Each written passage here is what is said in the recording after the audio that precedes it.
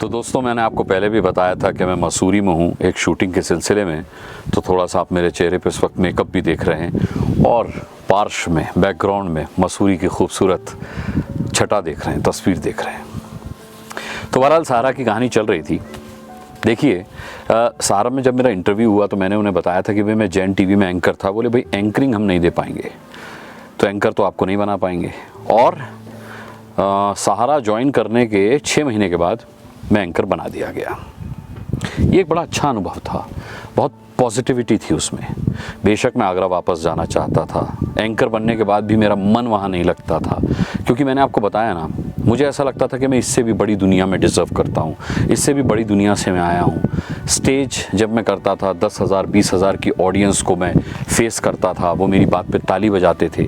TV पे बेशक आपको करोड़ों लोग देख रहे होते हैं, लेकिन आप उनसे रूबरू नहीं होते, यानी आप नहीं देख पा रहे होते कि आपको करोड़ों लोग देख रहे हैं, उनका रिएक्शन क्या है। स्टेज पर जब आप होते हैं तो आपको इंस्टेंट रिएक्शन मिल जाता है, उससे बड़े पॉजिटिविटी के इंजेक्शन लगते हैं जब आपको ऑडियंस का रिएक्शन मिलता है। टीवी में वो चीज़ मिसिंग थी। बहरहाल मैं सहारा समय उत्तर प्रदेश उत्तराखंड में अपनी एंकरिंग शुरू कर चुका था। और बेशक मैं धन्यवाद करना चाहूँगा राव वीरेंद्र सिंह जी का, जो उस वक्त चैनल हेड थे, और प्रभात डबराल जी का, जिन्होंने मेरे अंदर की एक प्रतिभा को पहचाना। मैं बुलेटिन कर रहा था और उस वक्त ज्योत्सना देहरादून में रिपोर्टर हुआ करती थी। वो जोशीमठ घूमने गई थी, वहाँ से मैं उनसे रिएक्शन ले रहा था कि ज्योत्सना आज आप जोशीमठ में घूमी, कैसा लगा आपको, कैसा एक्सपीरियंस रहा। तो कुछ सवाल जवाब इतने दिलचस्प हुए कि प्रभात जी ने कहा कि तुम जाओ करने के लिए ये शो ना, और बाकायदा उसको एक शो के फॉर्मेट में उन्होंने सैर सपाटा नाम दिया। और फिर मैंने एक सैर सपाटा नाम से एक लंबी सीरीज़ सहारा के लिए की। फिर मैंने बद्रीनाथ का पार्ट ओपनिंग, केदारनाथ, तमाम सारे इवेंट्स किए, जिसमें मैंने खुद अपने आप को एक अलग तरह से डिस्कवर होते हुए देखा। अब तक मैं सिर्फ स्टेज पर कल्चरल शोज़ करता था, इवेंट्स करता था। मेरा थोड़ा आप ध्यान भटकते हुए देख रहे होंगे यहाँ वहाँ, क्योंकि यहाँ पर ना बंदर बहुत हैं। मैं जिस रिसोर्ट में रुका हुआ हूँ तो मुझे डर है कि ये आकर मेरा कैमरा वैमरा ना खींच कर ले जाएं, तो मैं थोड़ा सा कॉन्शियस भी हूँ। तो बहरहाल सहारा का ही सफ़र चल रहा था और राहुल सिन्हा के साथ मैं रहने लग गया था। पहले हम सेक्टर 12-22 में रहते थे, फिर वो कमरा छोटा पड़ने लगा, ये लगा कि भाई अब हमें सहारा के पास कहीं शिफ्ट हो जाना चाहिए। राहुल जैन टीवी में ही थे, राहुल सहारा नहीं आए। तो फिर हमने ना सहारा के सामने ही एक कोठी में एक कमरा किराए पे ले लिया, वहाँ हम लोग रहने लगे। मैं, राहुल सिन्हा, अभिषेक शर्मा जो कि एनडीटीवी इंडिया मुंबई के ब्यूरो चीफ रहे काफ़ी लंबे समय तक, अभी हाल ही में उन्होंने इस्तीफ़ा दिया बदलाव के बाद, और पीयूष पद्माकर जो इंडिया टीवी में है मैनेजिंग एडिटर। हम लोग साथ रहा करते थे। मैं, राहुल सिन्हा, अभिषेक शर्मा और पीयूष पद्माकर, हम लोग साथ रहा करते थे और हमारा सहारा का सफ़र चल रहा था। राहुल सिन्हा ने जी ज्वाइन कर लिया था बाद में, पीयूष पद्माकर और वो जी में थे। अभिषेक कहाँ थे? अभिषेक भी जी में थे क्या? अभिषेक का मुझे याद नहीं आ रहा, ये बंदर आ गया। भाई साहब, जय बजरंगबली। तो और मैं सहारा में था। तो ये सफ़र बदस्तूर इस तरीके से चल रहा था। फिर भी मेरी ज़िद थी कि नहीं यार, मुझे तो आगरा वापस जाना है, मुझे आगरा वापस जाना है। और एक दिलचस्प किस्सा, मैंने आपको बताया ना कि जब मैंने पहला बुलेटिन पढ़ा था तो अबुल नस्र इकबाल का कोट पहन करके पहला बुलेटिन मैंने पढ़ा था। साहब, आपको दिलचस्प तो हमारे पास इतने पैसे हुआ करते थे। सहारा में नौकरी लगी थी 8,000 रुपये महीने पे, 8,000 रुपये महीने की सैलरी। जैन टीवी में 5,000 मिलते थे, उसके 3 साल के गैप के बाद क्या ही इंक्रीमेंट हुआ। सहारा में 8,000 रुपये मिलते थे। प्रोडक्शन एग्जीक्यूटिव, अभी आप एंकर नहीं बने थे, और आप जब एंकर बने तो उस लॉबी में उस स्लॉट में आने में समय लगता है कि भाई आपको एंकर अलाउंस मिलने लगे, मिले, उसके लिए लिखा पड़ी होती है। लेकिन तब तक मीन टाइम आप कब तक किसी और एंकर का कोट पहन के काम चलाएंगे?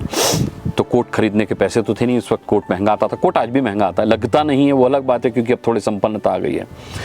तो आप विश्वास मानिएगा, मैं आगरा गया और आगरा में रोड साइड जो रिक्शे वालों के लिए सेकेंड हैंड कोट्स बिकते हैं, जो अंदर से कहीं फटे हों या डिफेक्ट हो उनमें, वो बिकते थे वहाँ। तब वो मिलते थे 200 रुपये के या 250 रुपये के। तो मैं चुपचाप से अपनी मोपेड पे गया अपनी माँ के साथ, और मैंने वहाँ से 2 कोट खरीदे, 500 रुपये के 2 कोट खरीदे। वो कोट इम्पोर्टेड हुआ करते थे, लेकिन बेशक जो है वो अच्छे दिखते थे, मतलब फिटिंग के भी आ गए। तो मैंने वो 2 कोट खरीदे। किसी को नहीं बताया भी कि मैं कहाँ से ख़रीद के लाया हूँ, सड़क से ख़रीद के लाया हूँ। आमतौर पर वहाँ क्या होते थे कि रिक्शे वाले या गरीब लोग आते थे जिन्हें ठंड लग रही होती थी, वो 200 रुपये दे करके अपना कोट ख़रीद लेते थे और अपना पहन लेते थे। तो वो कोट पहन करके सहारा में मैंने एंकरिंग शुरू की और बहुत लंबे समय तक उन 2 कोट्स में मैंने एंकरिंग की। उसके बाद फिर एंकर अलाउंस मिलने लगा, फिर हमने कपड़े वपड़े भी ख़रीदे, ठीक ठाक सा मामला हो गया। लेकिन वो किस्सा बड़ा याद आता है। आजकल जब मैं देखता हूँ नए नए बच्चे टीवी चैनल में आते हैं तो फटाफट उनके पीछे एक डिज़ाइनर लग जाता है, उनके कपड़ों के नाप लेता है और वही दूसरे तीसरे दिन उनके फर्स्ट क्लास कपड़े बन करके तैयार होते हैं। लेकिन हमारे साथ ऐसा नहीं था। हमको स्ट्रगल करना पड़ा, सड़क से कोट ख़रीद के पहनने पड़े और उसके बाद फिर डिज़ाइनर हमारे पीछे भी दौड़े। लेकिन ये डिज़ाइनर मुझे सबसे पहले मिला जब मैंने सहारा के बाद स्टार न्यूज़ ज्वाइन किया। तब डिज़ाइनर जो था मेरे जीवन में आया और डिज़ाइन भी चेंज हुई थोड़ी सी लाइफ की।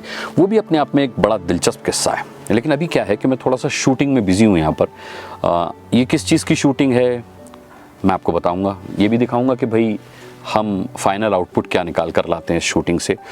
तो बहरहाल मैं तो कह रहा हूँ कि मेरी बात कम सुनिए और ये वादी ज़्यादा देखिए। बहुत अच्छी सी ये लोकेशन मुझे भी लग रही थी।